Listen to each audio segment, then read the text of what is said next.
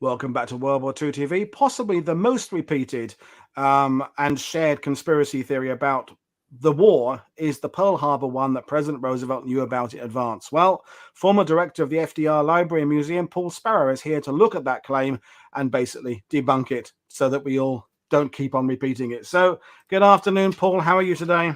I'm great, Paul. Thank you for having me on. This is something I really like to talk about because it's important. And I think what you're doing here is great, you know, trying to get the facts and the true story out there so that people can decide for themselves. In this case, it's pretty easy. Okay, well, I brought the slides up already, so tell me when to nudge them on. But basically, the platform is yours to make your case about the truth about this, and then if we have time for questions, we'll bang them in at the end. But there may not be. But over to you, Paul. What did Roosevelt know? Let's go to the first slide. So there are actually so many different tentacles to the conspiracy theories around FDR's knowledge of what was going to happen at Pearl Harbor. Go to the next slide, please. I tried to focus on four. These are sort of the ones that are most overlapping and that seem to have the most resonance with the conspiracy theorists. The first is that FDR knew that Japan was going to attack Pearl Harbor on December 7th. In fact, some conspiracy theorists that he provoked them into attacking us. The second was the American ambassador Grew had warned FDR specifically about the attack on Pearl Harbor, and he ignored that. Three, that the Japanese fleet's radio communications were detected and that they knew the location of the fleet, but kept it a secret because they didn't want to stop the attack. And finally, that the U.S. Navy had broke the code and knew exactly where the Japanese fleet was. So we'll go through them one at a time.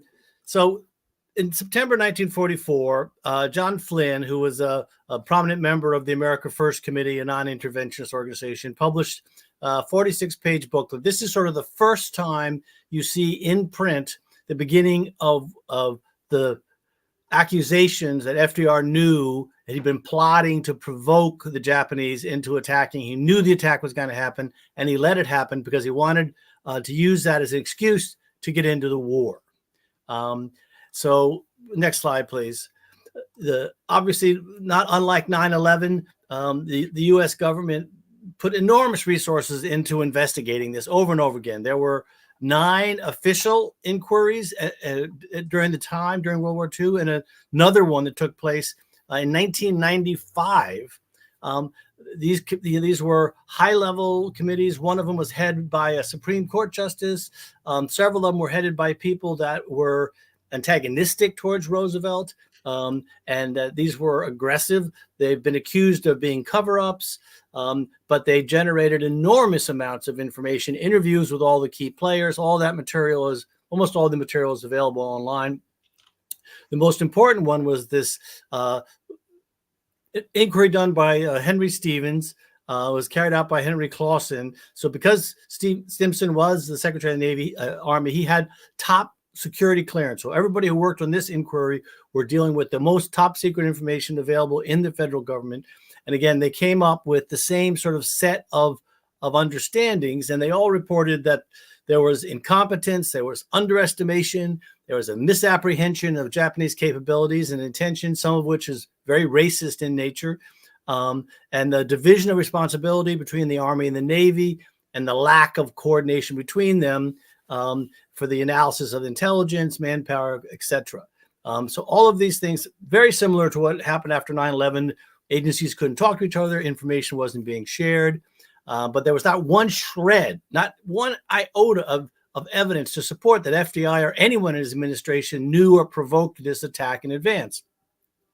Now, you know, there's always criticisms about inquiries. Sure, everything is always political. But you have to say that there's an enormous amount of information that was collected in real time by people who had a wide range of agendas, and to assume that there could have been some kind of conspiracy that would cover this all up, it would have involved hundreds, if not thousands of people. And of course, while FDR and his administration were criticized for their leniency, most of the punishment was dealt out to General Walter Short, who was the Army commander who was responsible for the security of Pearl Harbor, and Admiral Kimmel. And they both were demoted and eventually retired. And Kimmel spent most of his life Short spent most of his life, trying to disprove, to have his name cleared. So next slide, please. So one of the core facts that conspiracy theorists like to point to is that 10 days before the attack on Pearl Harbor, this is Secretary Stimson here. He was a Republican, by the way, who FDR brought into his administration in 1940. That in his diary, he wrote that he had met with President Roosevelt to discuss the impending hostilities with Japan.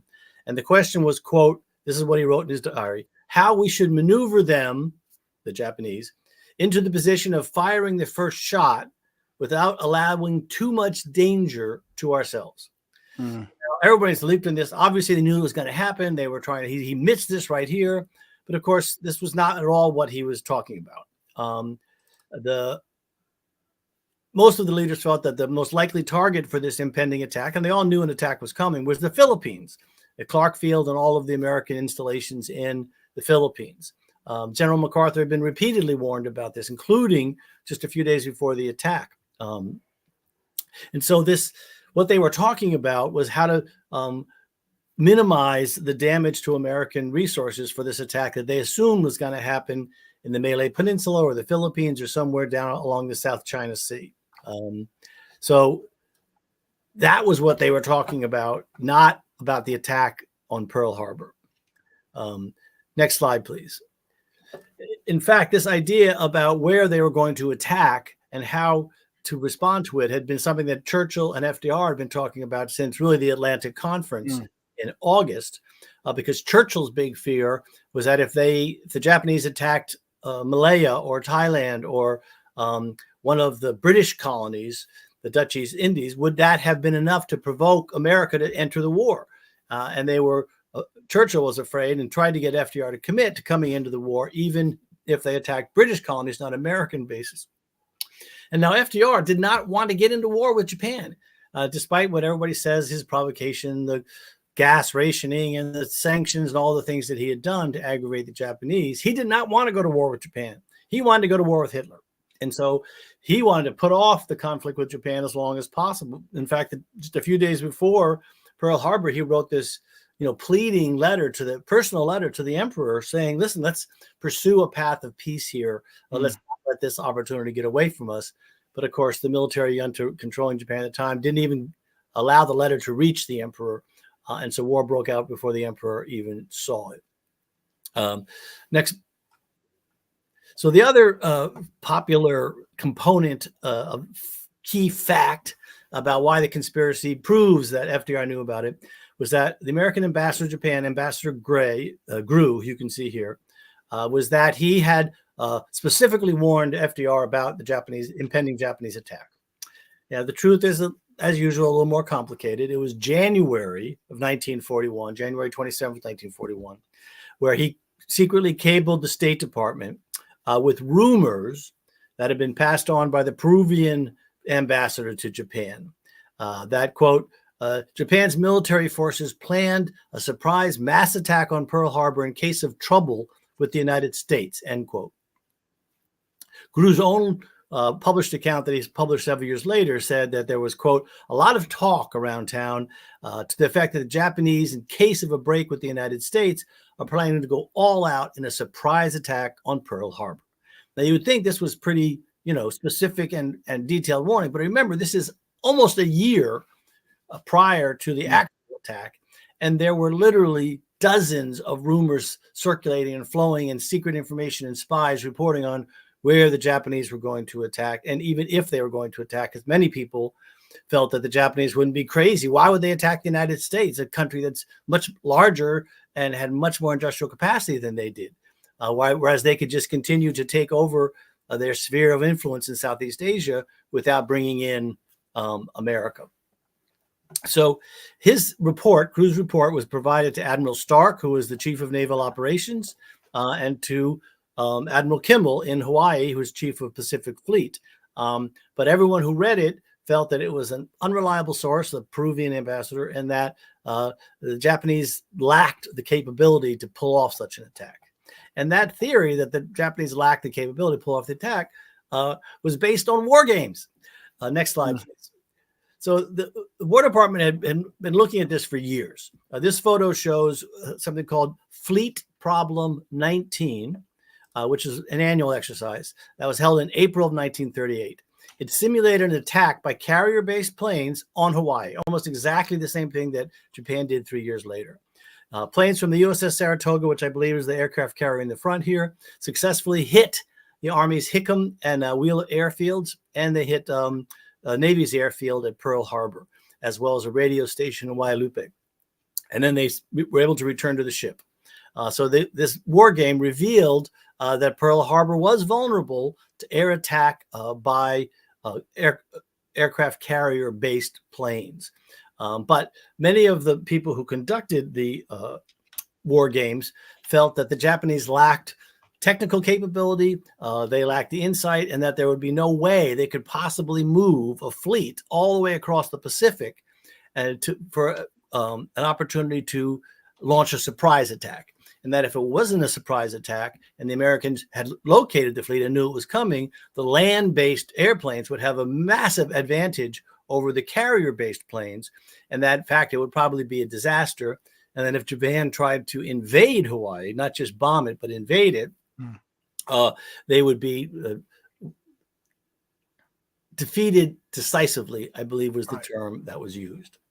So they ran another fleet problem, number 21, in May of 1940. At this point, again, they're doing this in the waters off Hawaii. The fleet was, FDR ordered the fleet to remain in Hawaii, in Pearl Harbor, rather than return to the West Coast. Now, the commander-in-chief of the U.S. fleet, Admiral James Richardson, was apoplectic about this. He furiously rejected this concept, accused Roosevelt of putting the fleet in danger by leaving it in Hawaii, and said that it was essentially becoming a target for Japan to attack. Now, he was proven right in one way, and that the Japanese did attack. But of course, FDR was also right that moving the fleet out into the Pacific was the strongest signal he could send to Japan that the United States was not willing to back down. Next slide, please. So another myth is that the Japanese fleet's position had been revealed when its radio transmissions were picked up. So this is the Matson liner, the SS Lurleen. It was traveling from San Francisco to Hawaii, which it did on a regular basis. And they reported that they heard and plotted via, quote, relative bearings, which was a very primitive way of doing echolocation, essentially, unusual radio traffic in an unknown telegraphic code, which persisted for several days and, quote, came from signal sources moving in an easterly direction, end quote. So conspiracy theorists jump on this and say this is proof that the Japanese fleet is coming, that we knew, we had evidence that they were coming, and that we ignored this evidence. The problem with this whole theory is that the Japanese fleet maintained absolute radio silence during the entire trip across the Pacific.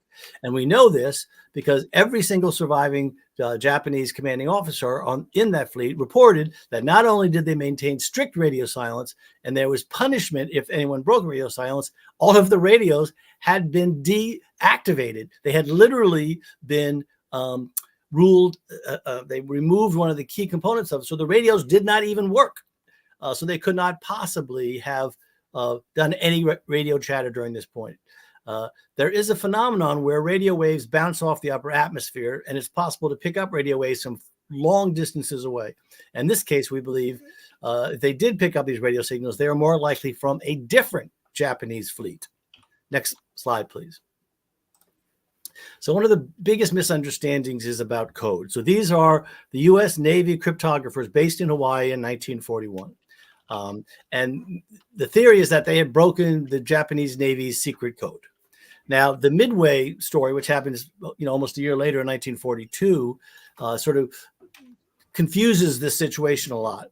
But the full story about code breaking is much too complicated for this. But the simple story is that by late 1941, American cryptographers had broken several Japanese ciphers, but not the Navy's top secret code, which was the Americans called JN25, the Japanese called Keigun Ango Shodi, which was the Navy code D.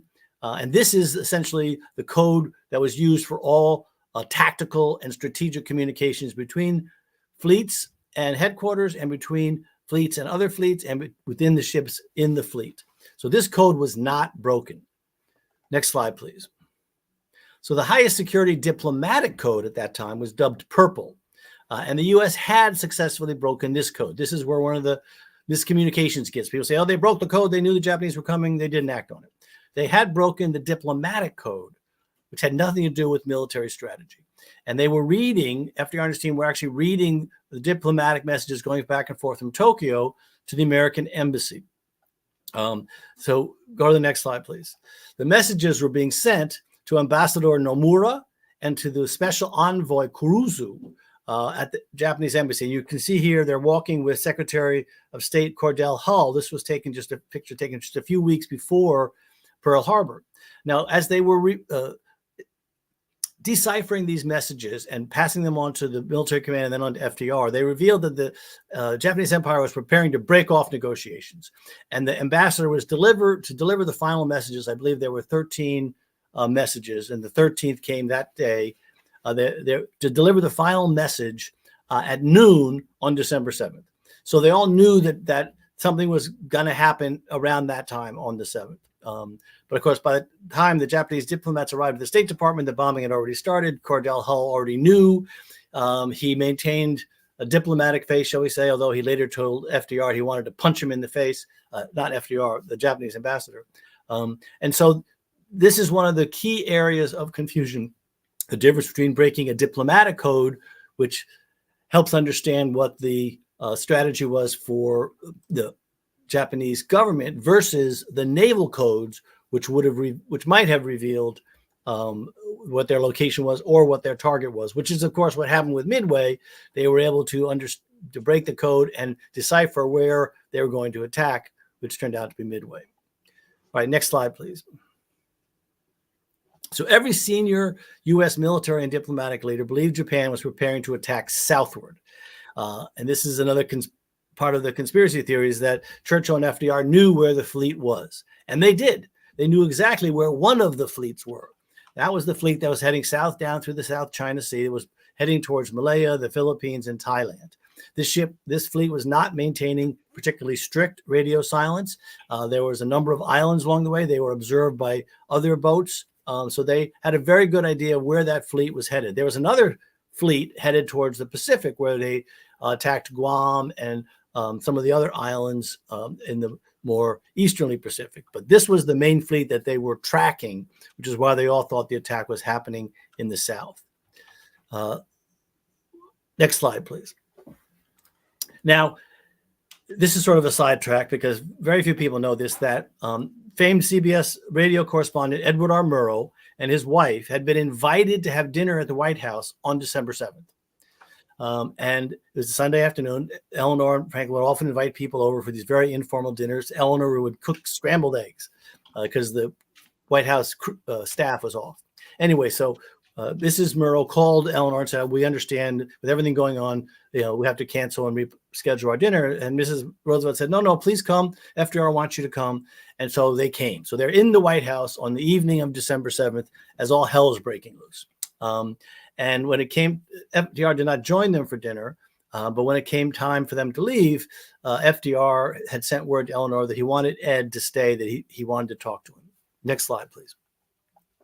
So his wife went home, and Murrow sat outside in the hallway, outside the Oval Office, or the place where all these meetings were taking place, and watched Stimson and Knox and Hull and senior congressional leaders and other senior military leaders coming and going. For several hours, he sat out there. And he said that, this is a quote, that these men coming and going, if they hadn't known, they were, quote, putting on a performance would have excited the admiration of any experienced actor. It may be that the degree of the disaster had appalled them and that they had known for some time, but I could not believe it then. I cannot do so now. There was amazement and anger written on most of the faces, end quote. So here you have one of the most famous and observant journalists in the world sitting outside the Oval Office, watching these people coming and going, saying these guys didn't know. This was a total shock and surprise. Next slide. So finally, around midnight, FDR sends for him, and Murrow spent several hours with FDR and with While Bill Donovan, it's Will Donovan on the left, who is about to become the head of the Office of Strategic Services, the OSS, the precursor to the CIA. FDR was furious and shocked that the American forces were caught unprepared. He was wearing an old shirt. He was sitting up in bed, eating a sandwich. And FDR just let loose with his frustration. He couldn't believe the planes were on the ground, that they hadn't taken any of the preparations. They had sent these warnings out. What was wrong with these people? Murrow left the White House that night with the absolute scoop of the century, but he never reported it. Next slide, please. So there's another point to make, and we're almost done, which is that to me, it's what kills all of the essence of these conspiracies that FDR knew he was going, which is that FDR loved the U.S. Navy with all his heart. As a child, he was fascinated with everything nautical and anything to do with the U.S. Navy. His family on both sides, the Delanos and the Roosevelts, have been involved in whaling and shipbuilding. The family had a property right on the water in Massachusetts. He would watch the whaling ships go out. He collected books. He loved the Navy. Next slide, please. As the Assistant Secretary of the Navy, this is a kind of a funky picture, but I'll tell you what it is. He was actually at the laying of the keel for the USS Arizona. That's him, and you can see the little arrow pointing at him there. He was there. These ships were personal to him. He knew the captains of these ships. He traveled on many of them. He had several of them, like the Tuscaloosa and the Augusta, were specially modified to accommodate his paralysis. They had elevators put in, screened off verandas, special cabins put aside for him. He had been president at this point for almost 10 years. And so he had elevated and guided the careers of many of these senior naval officers. And then when he talked about the Army and the Navy, it was always us versus them, us being the Navy, them being the Army. So he loved the Navy. And he would never, ever have allowed anything like that to happen. Last slide here. As an adult, FDR was a voracious reader of anything having to do with naval history. He put together one of the largest private collections of ship models, paintings, rare naval manuscripts, ship's logs, including 2 from the USS Constitution, documenting the early days of the U.S. Navy. He had a total of 70,000 pages of these rare naval documents in his private collection. So this wasn't a superficial political maneuver on his part. He truly loved the Navy, and like Churchill, understood the importance of being able to project naval power in any sort of global conflict. And he would never do anything to knowingly damage that Navy. And the people that knew him best never doubted him for a moment. So here we go. That's what I've got for you, Paul. Brilliant stuff, Paul. Just quickly before you go, why does it persist? We've had 3 or 4 people in the sidebar saying you're wrong. They knew about it. Everybody knows this. Why does it persist? Partly because it's hard to believe that they could not have known about it. Right. If you think of the extraordinary skill and luck in a Japanese fleet going all the way across the North Pacific in secrecy, I mean, you're talking about 40 or 50 ships and not be detected. That by itself is sort of extraordinary. Plus, a lot of people don't want to believe that America could have been caught so unprepared. And again, some of the nuances of the details, there had been multiple warnings coming out prior to December 7th that attacks were imminent, take special precautions. But the final message that was supposed to go out that day, for some reason, the normal radio transmission was not working to Hawaii. And so it was sent as a traditional cable and didn't get to the commanding officers in Hawaii until after the attack had taken place. But, there's always a group of people who want to believe that things are not as they appear, that the U.S. government is lying. And there are lots of examples of which that prove that theory, that the U.S. government does lie, that they do everything they can to protect themselves. Certainly, FDR was not above being duplicitous and misinforming people. But I think you have to look at the totality of the information that's out there, dissect the specifics. If you look at the famous book, Day of Deceit by Stennett, the book is just riddled with errors that even the research he references just, does not support. So Some of it is just that people can make money from these conspiracy theories. Some of it is that people want to believe the worst.